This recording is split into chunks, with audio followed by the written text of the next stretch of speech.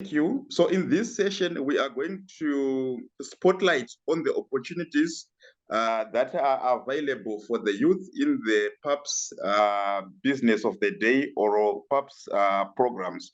But before we move into that aspect, we might need to, to spotlight in terms of your journey in becoming a local legislator. So for a start, Honorable, you can probably tell us your journey in becoming a legislator at local level here in Zimbabwe.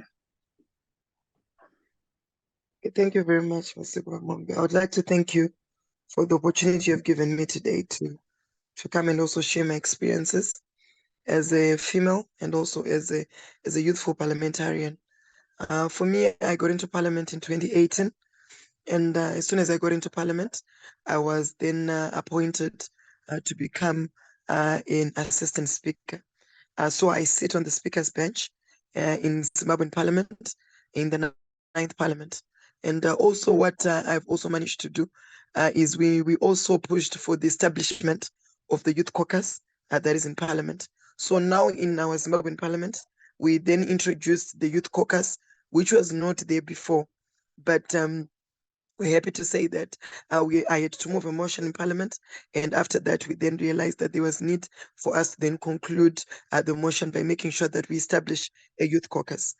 From there, I think now it's 2 years, let's say 1.5 years ago, I was then also appointed to then represent Zimbabwe in the Zimbabwe in the parliamentary PAP, which is the Pan-African Parliament. But of course, you then become part of the parliamentary diplomatic mission, which we have especially in the Zimbabwean Parliament. So from there, I was then part of the diplomatic mission in our Parliament, where I then was appointed to then go to Pan-African Parliament. And when I go to Pan-African Parliament, there were also elections which are also there. And that's when I then managed to also be elected to become the first vice president of the Youth Caucus, which I'm part of, and they've been there for the last, let's say, 1.5 years. And I think the journey has been good.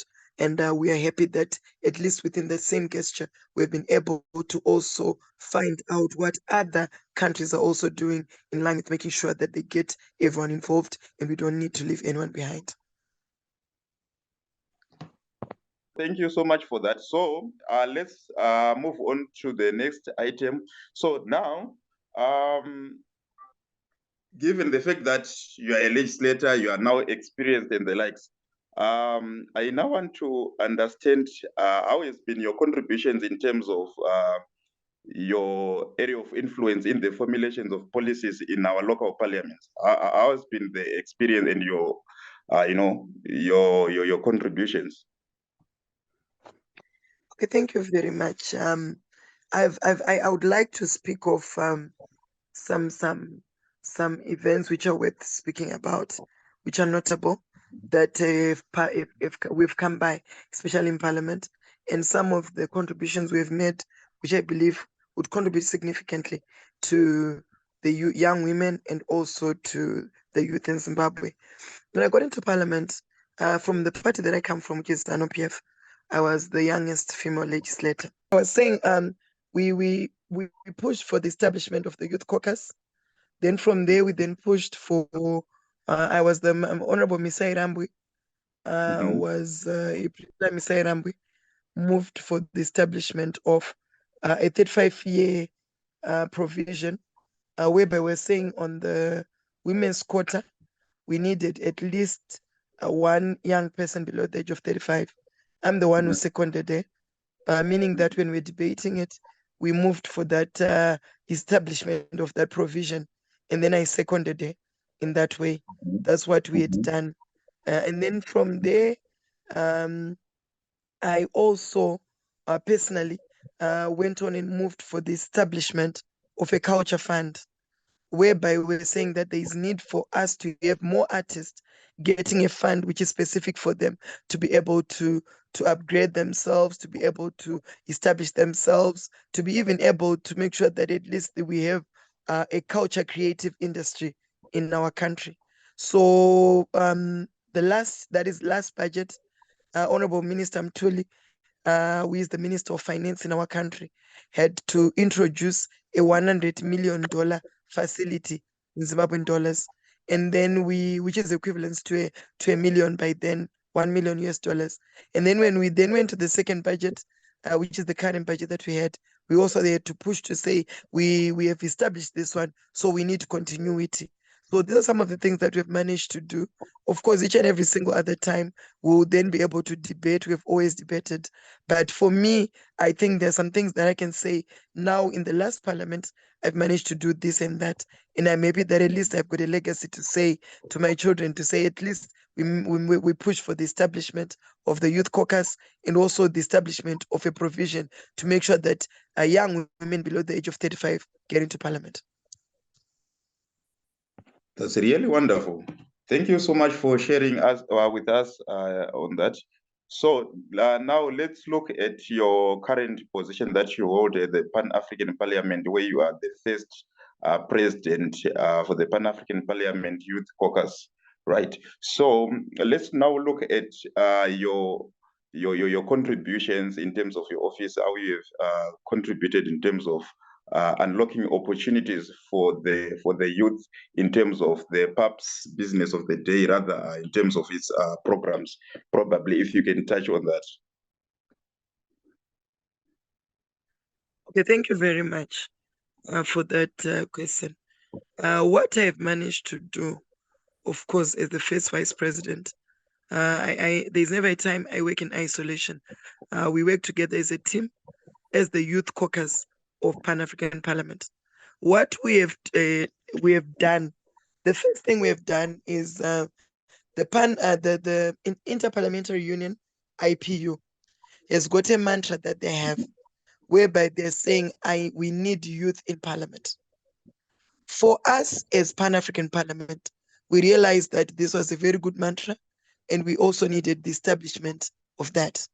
So what we then managed to do was we had to move a motion in Pan-African Parliament, where we moved to say each and every PAP delegation that comes has to have at least a person who is below the age of 35. We of course, this was more or less like a policy, but because we amended our rules as Pan-African Parliament recently, there was no provision. It was just an amendment. There was no provision for us to establish new rules. But we have already set a paper in consultation with our council in Pan-African Parliament, where we are saying we need it to become a law. And then when it comes a rule, then everyone has to adhere to it. It then becomes enforceable. So we are saying that in each and every delegation, we need at least one youth, a person who is below the age of 35. Me, now I'm 36 years old. And to be honest with you, we feel that we really need, if we're talking about the youth, it really has to be the youth out there, not a youth, a semi-youth or above youth. We need a real young person who is 35 years and below to be getting these positions. But come to think of it, when you get to Pan-African Parliament, you will realize, because of the delegations which would have been sent, Pan-African Parliament is no option, but they will look for at least some youthful faces to then be able to put in these caucuses which are there. So for us, we pushed for that. The second thing we managed to do was we have got right now the theme for the Vision 2063. It says creating the Africa we want. And for us, we're saying, how do we create the Africa we want when we are sidelining the dividend, which is the demographic dividend, which is more than any other person? The youth constitute 60% of the population. And we are saying that we need to make sure that the young people are involved in issues to do with climate change, in issues to do with the demographics of what is happening, be it in the legislative agenda, even in the executive. We need the young people to be there so that we can create the Africa that we want. So for us in Pan-African Parliament, in the Youth Caucus, we've been pushing for making sure that we make noise for us to have that at least we have some model laws that are there to make sure that we establish youth caucuses in each and every other region, in every other province, and each and every other country. So for us, we feel this is very, very important so that at least we can have more young people getting involved, more young women getting involved in making sure that they contribute to the continental dispensation so that everyone gets involved.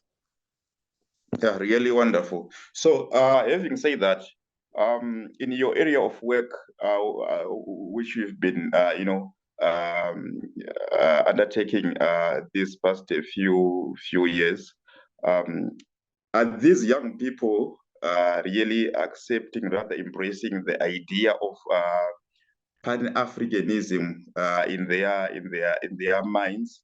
Maybe you might wanting to be empower them, but the thing is, intrinsically, are they embracing the idea in your own view? What are your thoughts in terms of that? Your phone was breaking. You were saying who in terms of the Pan-African, the members, or I'm talking about the young people in general across Africa. In your own view, are they embracing the idea of Pan-Africanism? Are they embracing it to a level of intrinsic motive, that kind of a thing? That's what I'm referring to. In your own view, what's your take on that? yeah, a journey of 1,000 miles starts with a step. There is never a time we can say holistically that every young person really understands what we really want to do. You see, the way that we grew up when we were talking about 20 years ago, and the way that now technology is overtaken everything that happens is now different from what we thought would be what we would want to have established in everything that we do. You realize that now young people, because of the modernization which is going through that we're experiencing every single day, they sometimes tend not to really understand what is really behind Pan-Africanism. A lot of young people now want to live in isolation. They don't believe in oneness. They don't believe in us moving as one team together, for us to say we're united for one cause. And this is something which then needs to continuously be re-emphasized so that they can really put it within their minds and really be able to understand it and really be able to move with it so that it can really become real. I really want to say that you realize that as young people, because now of what we are experiencing every single day, technology has brought a lot of harm to the young people in that they don't believe in Ubuntu. In our culture, when we say Ubuntu, we're saying in oneness, in believing in our cultural norms and values. You realize that now what we used to believe 20 years ago is not what we're believing now. So to be honest, it's something that I think we need to continuously be able to ignite in young people by making sure that we show them how we used to move, how we used to live, so that they can really understand it. To be honest,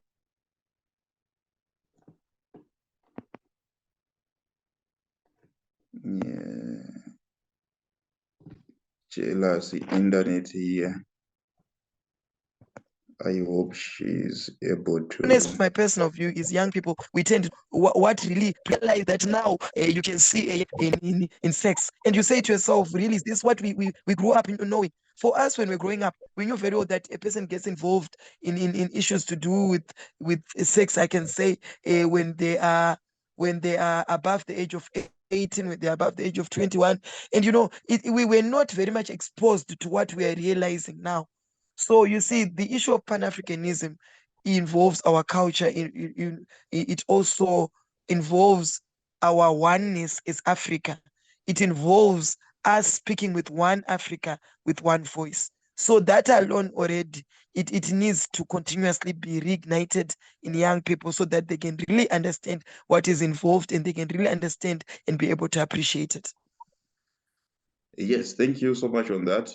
Then, in terms of having more of young people being purple legislators, what's your view? Is it possible for us to have maybe 3/4 of the youth in the in the Pan-African Parliament?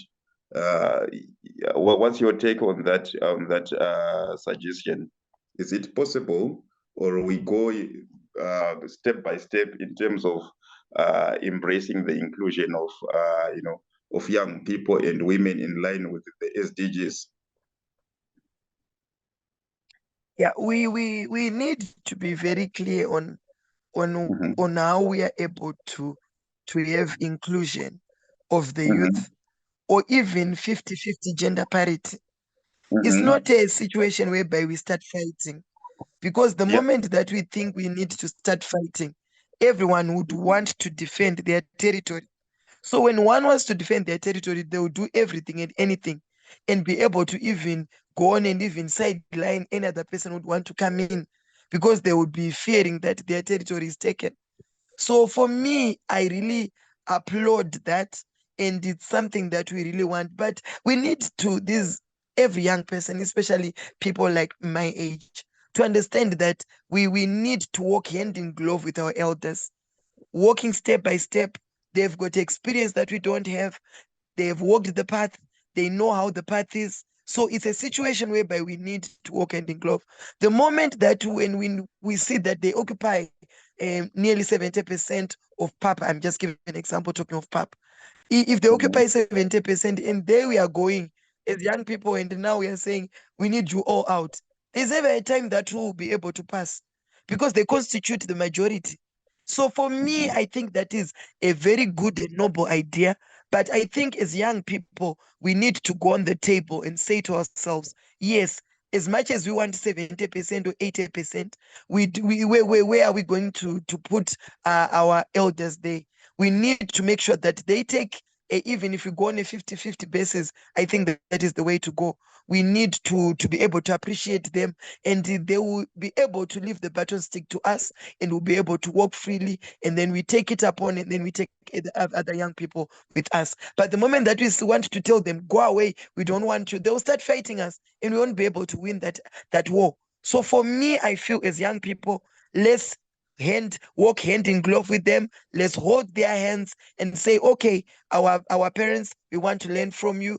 Pan-African Parliament is a establishment, an institution which we need to show that we are one, and oneness for us as young people, we still have got a long way to go. So we need our elders to teach us the way, and then we'll be able to appreciate it. And then after that, they can leave the baton stick for us, and then we go. Yes, thank you. So probably my last question before I let other colleagues to ask you some questions. Generally, what's the future of the youth here in Africa, considering a plethora of challenges that we are facing, the likes of climate change, there are so much outbreaks of diseases and the likes. So, how do you see the future of the of young people?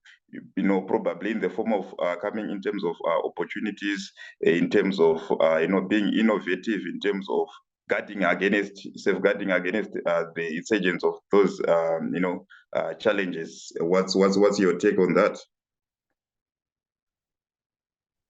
We need, and we continuously need to continue lobbying to say, as young people, we need a fund which is specific to us investing in innovation.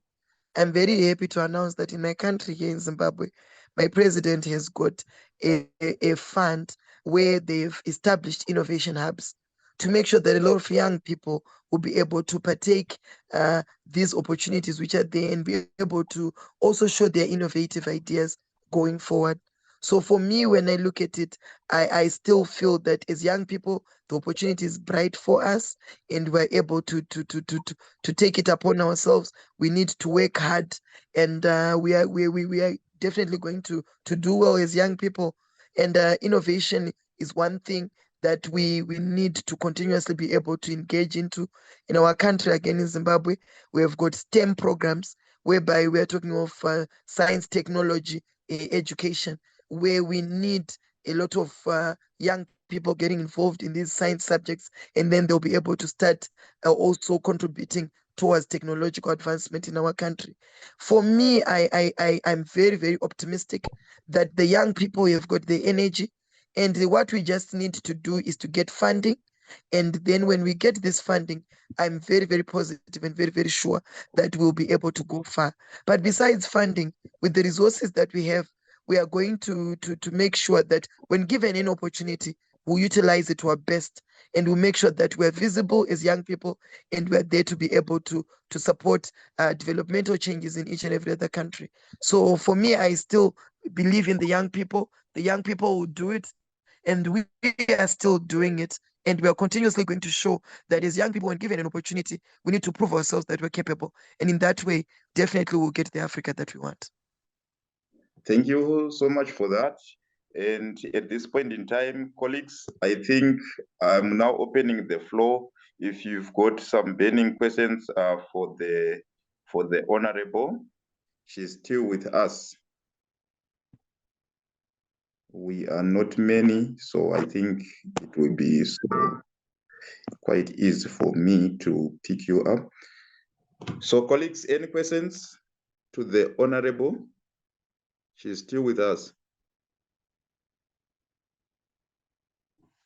Yes, I think I might give just a small question. Hello?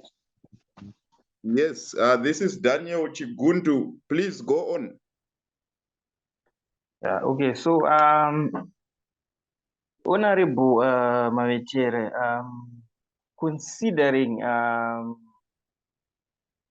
the number of young people who are participating in this election, and also looking maybe at the 9th Parliament that you were part of, do you think we are moving forward in terms of creating opportunities for young people to participate in such institutions as Parliament or to contest in elections?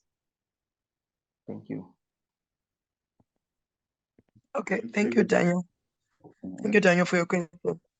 Yeah, it's very disheartening to find out that we have got the more numbers, but we've got the less representation. I continuously continue saying that there is need for us to establish resources and a fund that will make sure that we capacitate young people to be able to occupy these positions. You see, politics is a capital intensive game. And you see, when young people have not got the opportunities to establish themselves, it will be very, very difficult for them to then think that they will get into politics and be able to thrive there. So for me, I really want to say, let me thank our president for the president of Zimbabwe.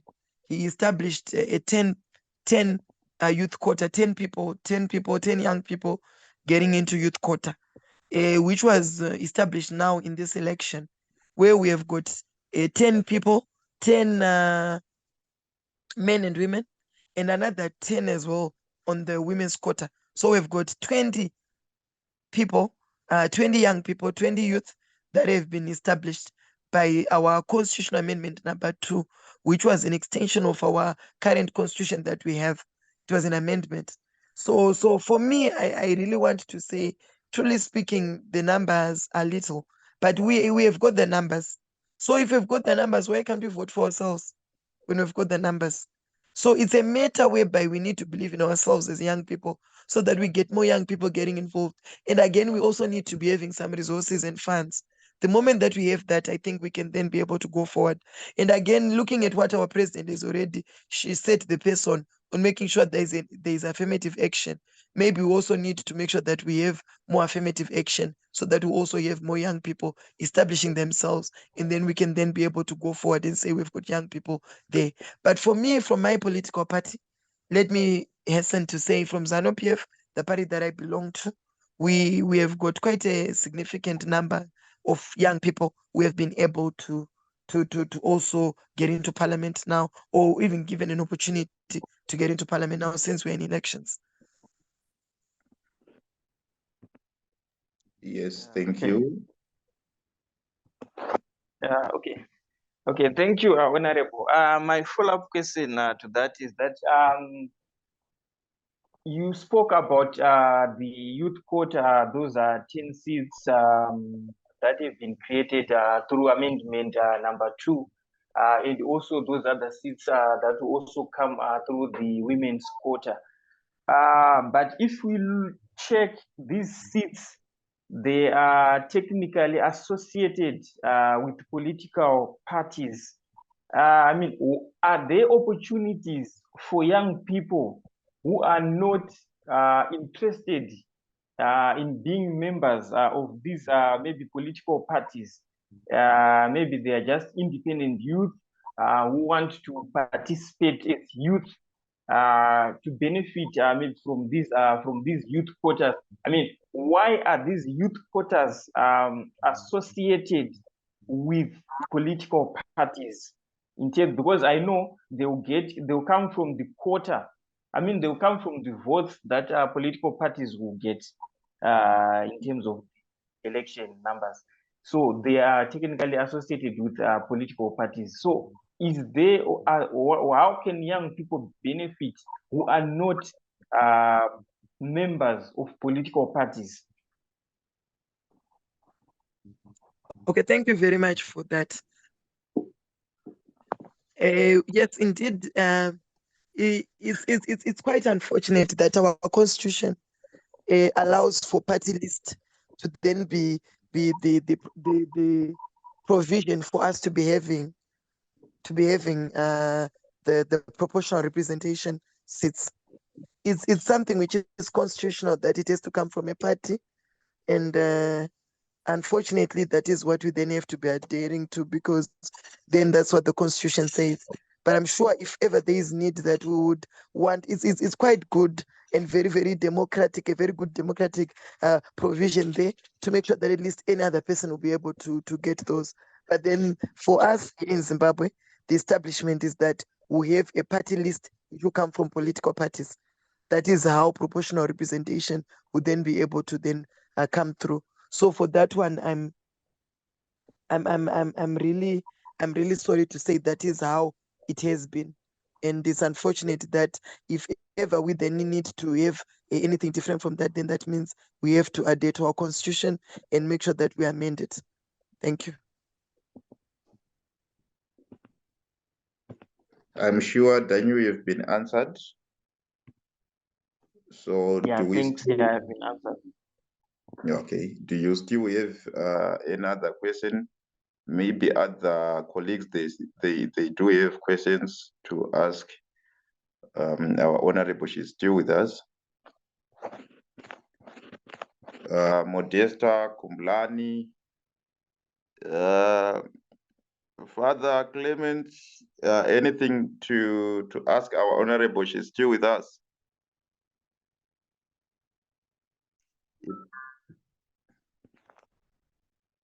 Someone has joined Edson Kapondo.